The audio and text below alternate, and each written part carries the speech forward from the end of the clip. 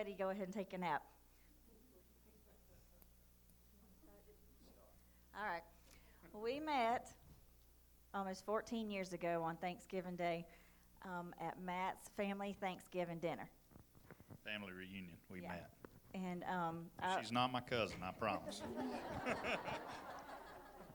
we had both just gotten out of relationships that the other person had wanted more, and we were like, so we got out of that, and we met that day, and I saw him come in, and he looked really tired, and the reason I was there to begin with, let me back up, was I was best friends with his cousin at the time, and I wasn't able to go home to see my family for Thanksgiving that year because of work, and so she said, why don't you just come with me to my family Thanksgiving so you don't have to be by yourself. So I was very grateful for that. So we were there, and he comes in about 3 or 4 hours late, him and his brother, just looking tired and not making any kind of eye contact with anybody, and I was like, of course I zoned in. There's me a project. So I went over there and bounced on over there and started talking to him, and he still wouldn't look at me. I said, ugh. And we ended up, I finally got him to talk to me, and we went and sat outside on a swing, and we talked good 4 or 5 hours probably just sitting there about how we did not want to be in a relationship. We just got rid of these people, and we're so glad to be on our own, and kept on talking, and then what happened? Well, then she says, so are you going to ask me out or what? Or what? I said, well, I reckon I am. Maybe. I don't know. It kind of scared me a little bit. So, so we went out that night and back up a little bit. And when she came in when I came in that day, I had been up probably 4 or 5 days at that point. So that's why I was tired. It was probably, I don't know, a month or so before that. I had started doing meth pretty bad, and I liked it a lot. So anyway, I had been up for a while that Thanksgiving Day, and here comes this little bubbly. Back then she had blonde hair, and we've been through about 37 colors since then, but it was blonde on that day. And she comes bouncing her little self in there with this little tight red sweater, and I was interested, but I don't know that I had the capability of being. So anyway, like she said, we talked, and then she made me ask her out, and we went out that night, and and after we went to the movies, I can't even remember what we saw, but we got back to her house, and she invited me in, and I never left. Literally. Never. That was 14 years ago. At that time, I was not an addict. I had maybe tried a drug or two the year before that, and at this point, I turned 30 a week after we met. So all the way up till then, I was not an addict, was scared to death of drugs, was scared to death of getting in trouble. I wasn't a drinker because I couldn't hold my liquor. So that, no. So I just wasn't involved in that kind of lifestyle. But when we met, and I found out very quickly that he was, but I really liked him because he was hot. I wanted him to like me too, so I started doing the things he was doing so that I could be around him. And that's codependency, in case anybody doesn't know what that is. So we started dating pretty heavy right then. Like you said, he never left. He introduced me to the drug, to meth, and we just started hitting it every other weekend because the opposite weekends we had all of our kids the same weekend. We were both married before. We both had kids from previous marriages. We had our kids one weekend. The other weekend we partied from Friday till Monday morning every other week. I mean, it's like that's all we looked forward to the other 2 weeks. And then it got to be Thursday to Sunday, or Thursday to Monday. And then it got to be Wednesday to Monday. And then it got to be every day. And you don't go out and say, hey, I'm going to become a drug addict, right? It just sneaks up on you. And it went from being fun, and I'm not going to say that it wasn't fun, because in the beginning it was fun. We wouldn't do it if it wasn't fun. We got really skinny. And we were skinny, but tired. Skinny and tired. no sleep. So we were great in the beginning because we were high all the time. We both still worked, and then it started wearing on us. But before that, we were together 4 months and decided to get married in Jamaica. So we went off to Jamaica and got married. Sound like a great idea. It was a great idea. It was. So we went and got married, and everybody told us, y'all are never going to make it. Y'all are never going to make it. All of our family, y'all are never going to make it, but y'all do whatever you want to do. Don't come crying to us when you don't make it. Okay. We didn't care what they said. We didn't care about anything. We were married about, I don't know, a year, and we had just got out of control. We were functioning, but barely. I lost my job because of the drugs, and the month later found out I was pregnant, which we did not plan on, because I was 32 and he was 30, and we already had kids, and we weren't planning on having any more. We were trying to get them grown so we could keep on partying. So when I found out I was pregnant, I had had a miscarriage, and that's how I found out. And then I was like, phew, I was pregnant with twins. I still had one, and he was up there playing the drums tonight. The boy over here playing the guitar, that's our son too. We have a 20-year-old son and an 18-year-old daughter. So I found out I was pregnant, and I freaked out. I didn't even want to tell him because I thought he was going to bolt, because that's another responsibility that would cut into his using. But I called him and told him anyway. He couldn't understand a word I said. And he's like, That's what I got out of it. yeah. And I was like, all right, well, maybe it's going to be all right. So we had that pregnant. Of course, I had to stop using, so I was bummed out about that, but I knew it was the right thing to do. He said he quit using too, and he's a big fat liar. He lied, and I caught him several times lying about it, and that's when everything started going downhill for us. Joshua came along. You know what a beautiful, total blessing he is. And just one thing that God put in there to try to save us, I believe. That was the first thing. As soon as I had him, I started back using. I started back using because we weren't getting along, and it just made it worse. So that was my escape. We got to a point where he was so bad that I told him he needed to quit or I was leaving. And he said, there's the door. Right, because I didn't have a problem. She had the problem. I was okay.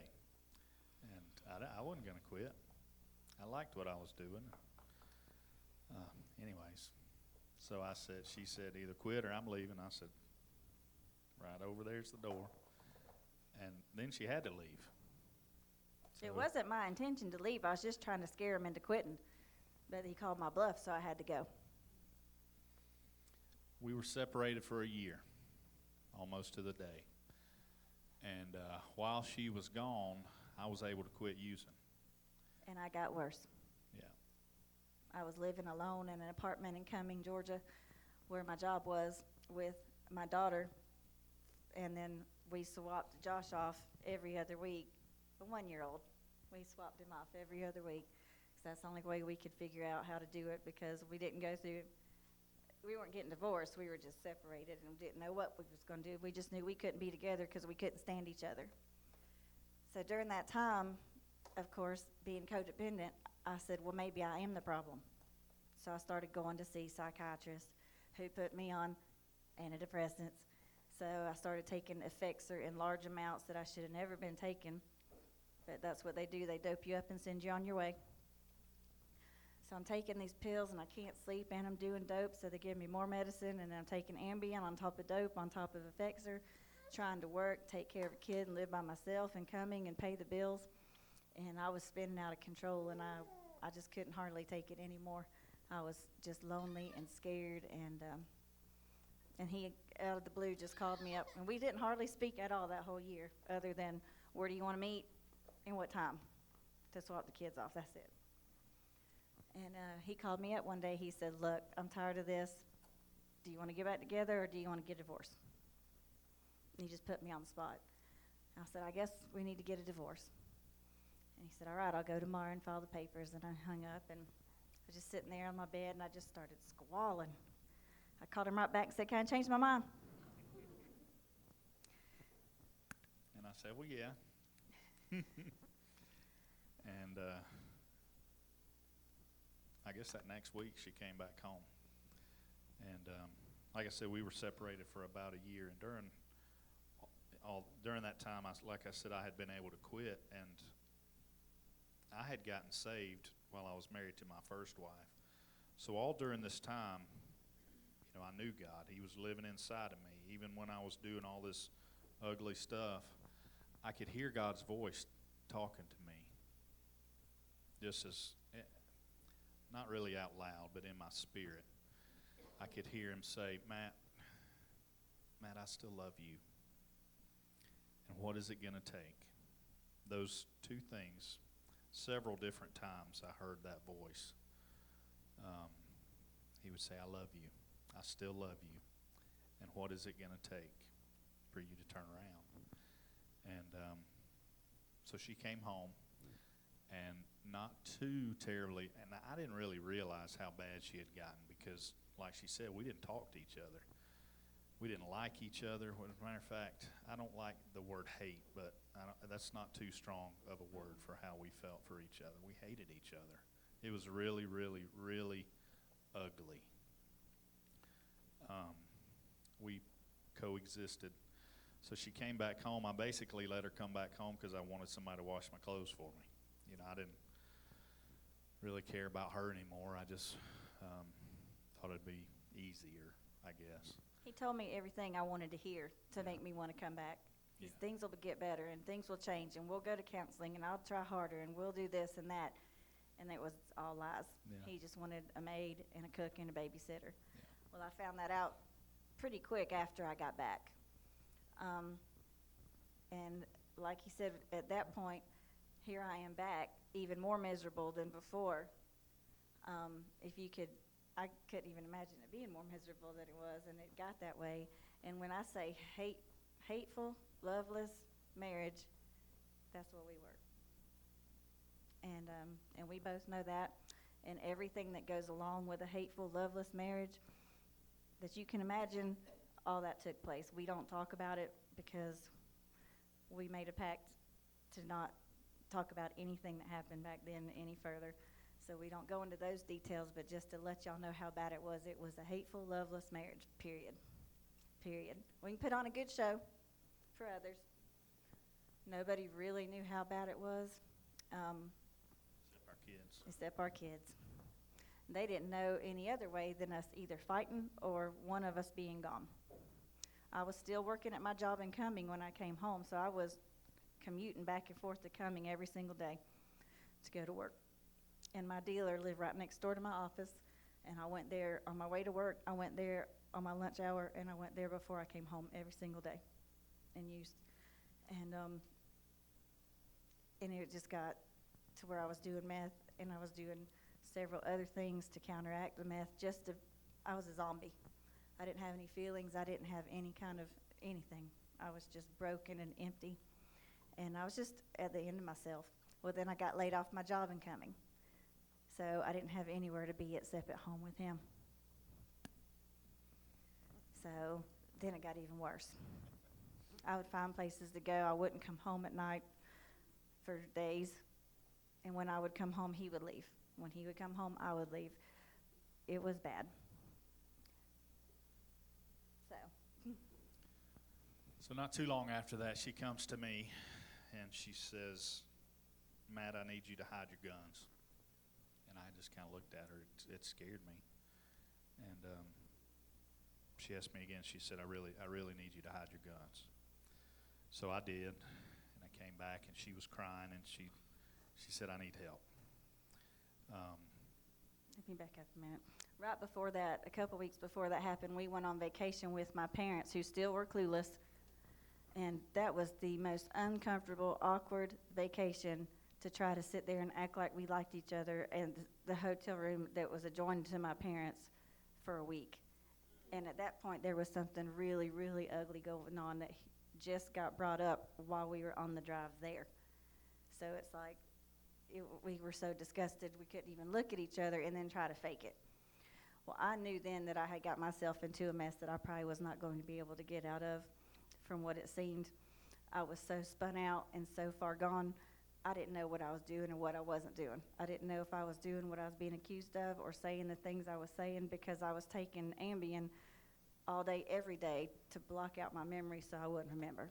That's how bad off I was at that time. We spent that week with my parents, and when I went to tell them goodbye, I told them goodbye because that was the last time I was going to see them. Because I knew when I got home, I was going to check out. And they couldn't understand why I was crying so bad when I was telling them goodbye, but I knew why. They were like, "You're crazy. You just need to stop all that crying. You're fine. You're a big girl, blah, blah, blah, blah." So when we got home, I tried to overdose 3 times in 1 week in the bathtub and make it look like an accident for my children. I didn't want them to see anything uglier than that other than an accidental drowning. And all I kept getting was broke and mad because I would do everything people told me to do that would work. I would mix all this stuff and nothing happened. And I would be done, and it was like it all canceled each other out, so I was completely straight. And I was just like, I would just be so angry. So that was 3 times in 1 week, and so then I was like, well, I'm just going to have to take the next step. But I was too scared, which is when I approached him and said, "Hide your guns or I'm going to get one." And he was, at that point, he actually listened to what I said, and he said, "What?" And I picked up the phone book, and I called the first number under the A's, which was Avita in Gainesville, ambulatory detox, and just started squalling in the phone and said, "I need some help." And she said, "Baby, you just come on down here right now." So I got in the shower, and that was the longest shower that I've ever had in my life. And it was like a scene from the movies. It was storming outside, and I could hear it lightning and raining, and I was like, oh, I got to, because now people are going to know. My parents are going to know. My friends are going to know. When I go to detox and rehab, everybody's going to find out. Like they didn't know to begin with. But in my mind, nobody knew, right? So what happened next? I don't remember. So I loaded her in the truck and took her to Gainesville. And I left her there that first night. And, you know, like I said, we still didn't like each other and all this. And so I left her and came back, took care of the kids. And At this point, he thought it was a bunch of crap. Yeah. That I was just saying this to get, you know, some sympathy and attention, that I wasn't really being honest. Because we, you know, when she opened her mouth, I felt like she was lying. And when I opened my mouth, that's what, you know, we didn't trust each other, we didn't like each other. It had just gotten bad. But took her down there, and what was that black man's name that prayed with you all night? I think You it was remember? Marcus or something. There was a nice black man there, and he came up and he said, "Girl, I know you're struggling." I was scared to death. You know, I thought I was bad, and then until I got in there and started hearing other people's story, and I'm like, why am I here? I'm like a rookie. But he just started praying. He come every day and prayed, and I was there for 11 days. And he was so sweet, and that just really stuck with me because I went to church growing up. I was there every Sunday night, every Wednesday with my grandparents. My grandpa was a deacon. I was there. I got saved at 14 because that meant you got to go Chuck E. Cheese if you got saved in my church. So that's what I did. I wasn't paying attention. I was there because I had to be. When you have to be, you don't want to be. So when I got to be 18, I was out of there. So I didn't go to church at all from the time I was 18 on, unless somebody was getting married or died. And so that guy, he just really got to me. And when I got out, they said, you need to start going to NA meetings. So I went to an NA meeting, and I was scared to death. And I sat there all night, and I was thinking, I'm never coming back here. And a lady came up to me, and she goes, I don't know you, but I love you, and here's my number if you want to call me. And it was Angie McEver. And I will never forget that. And if she wouldn't have done that, I would have never come back. I don't know where I would have been. So from that point, she started being my sponsor, and I asked her where she went to church because I knew that's where I needed to be. At this time, we're still kaput, nothing. He's still not thinking that I'm telling the truth. He still thinks it's just a bunch of crap. So, so I came to church with Angie. She brought me here, and I loved it because I was scared of church, because church to me was a bunch of old people staring down their nose at people that did wrong. That was church I knew. And but this wasn't like church to me. It wasn't like church. Right, Dick? It was like a good church, because they played rock music, and there was flashing lights, and there was people wearing flip-flops and shorts and jeans. I was like, I could like this. So I went home and told Matt about it, and he's like, ugh. So I went and kept going to the NA meetings, and I came again. Went home, tried to tell him about it, nah. I came back again. And the third week I came, there was all this stuff on the screens talking about baptism and all the salvation and all. It was like God was screaming at me. Like all those signs were pointing at me, and I just started busting out crying, and I had to talk to Chris, and he couldn't understand anything I said. I said, I need to be saved. I need to get rid of this. And so I got saved that day. And I went home from church that day. She got home, she came bouncing her little self in there, and I was sitting there, with the remote, about half asleep watching TV, and she stands right in front of me, and she cocks her little head like this, like she does. I got saved today. Walks on up. And I thought, okay, what do I do with this? And I sat there, and I thought, and I heard that voice again. And it said, man, I love you. And so I got up out of my chair, and I went in my bedroom, and I got down on my knees beside our bed, and I cried out to God. I don't know how long I was in there, but I cried out, and I begged God to forgive me. And he did. He did. And from that point forward, God began to work a miracle in our life. He began to restore our marriage. It wasn't easy, but he did it. He did it. That next Sunday, I came to church with her, and I believe the week after that, we came and talked to Chris. We said, look, we need to talk to somebody, and we came and we told him our story. And he said, we're not going to talk anymore. I want to give you something. I want you to go home and watch this movie. And the movie was Fireproof. Oh, man. So The night before that, Lee Hall and I went shopping, and she was learning all about me and Matt, and she was just so amazed by our story, and she just wanted to do whatever she could do to help. And I picked up this book called The Love Dare, which is the book from Fireproof. But I never heard of the movie, never heard of the book. I just started reading it, and she goes, would it be okay if I bought that for you? Just like that. And I said, okay. So I took it home and looked over a little bit and set it down that night. And then the next day we went in, and Chris said, I want you to watch Fireproof. And we were like, what? We just got the book the night before, so he gave us that movie. And so we went home and we tried to watch it, and we couldn't make it through it. It was like watching that TV was like looking in the mirror. They were telling our story, just about every detail. I don't think we made it through it the first time, but we watched it again, and we started the Love Dare.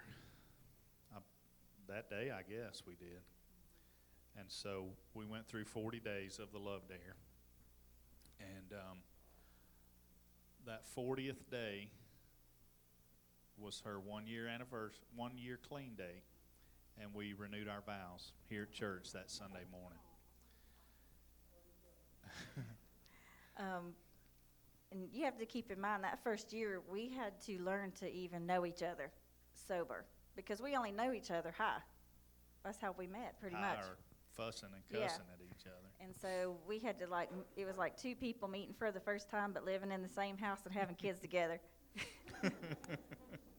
So it was quite a journey, and it was not easy, and there was a lot of tough roads. There was a lot of forgiveness that had to be done. There was a resentments out the gazoo that we had to let go of, because a lot of things happen when you're separated and divorced or fighting, and something stuff you don't plan on, and it just bad stuff happens when you're not with Jesus.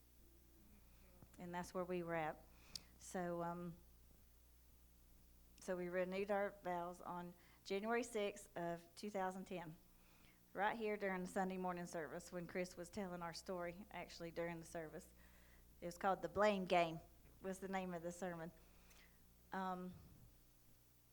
Since then, we have been involved in CR.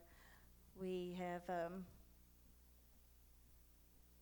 we've just been able to grow together, and our children have just really seen a huge difference in us. And it's funny because people that know us here at this church that didn't know us before we got here, they don't believe anything we say. They're like, I can't imagine you. I couldn't imagine this. I'm like, I don't want you to.